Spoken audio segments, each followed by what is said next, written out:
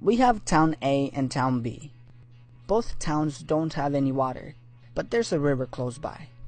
So John from Town A decides that he's gonna be the one to bring water into his town.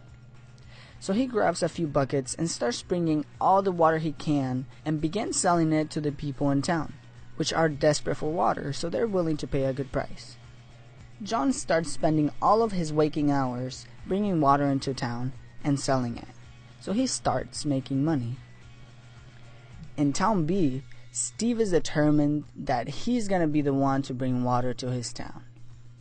So he spends the next 6 months creating a funnel that can bring the water from the river directly to his house.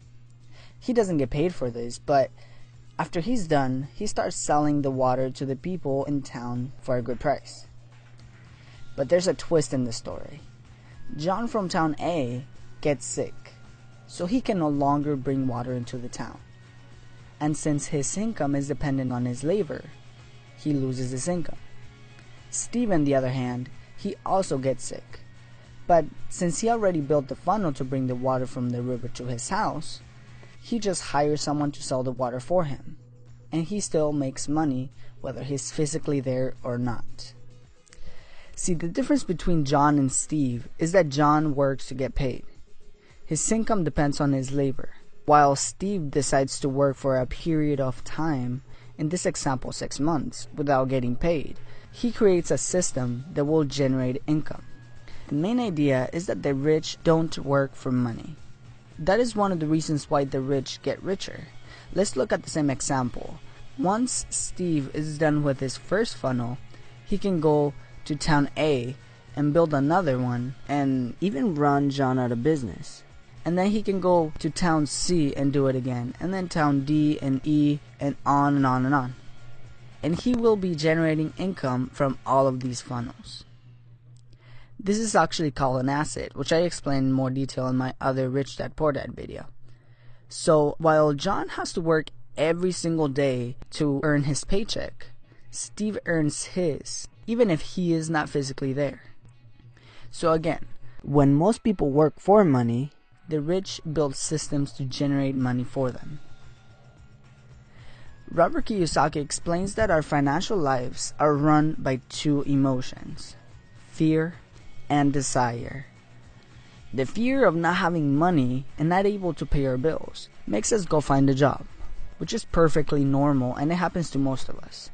So then we get a job and start making money. Then desire kicks in. And we start thinking about all the cool things that we can buy. We start thinking about those new Jordans that just came out.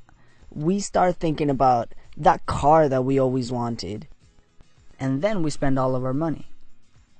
So the fear of not having money kicks in again. And then a pattern is created. We work, we get money, we spend it. And then we're back to square one every month. This is what is called the rat race. Dominating these emotions can help us achieve more lasting wealth. For example, dominating fear can help us work without having to get paid to be able to create an asset. And dominating desire can help us avoid spending money on things that we don't need. So pay attention how fear and desire play a role in your financial situation and avoid the rat race. Lastly, if you read the book, you know that Robert Kiyosaki did not listen to his real dad when it came to money. He learned from his friend's dad, who knew more about being rich, which he then called Rich Dad.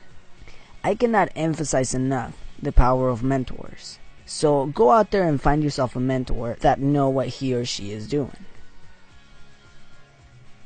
Okay, let's review the ideas again. First, the rich don't work for money. Second, don't let fear and desire run your financial life. And third, find yourself some mentors. Alright guys, hope you liked this video and got something valuable from it. Let me know in the comments below, what are some of the things that you're doing to improve this area of your life? And if you have a friend that would like to watch this, share it with them and subscribe for more great ideas.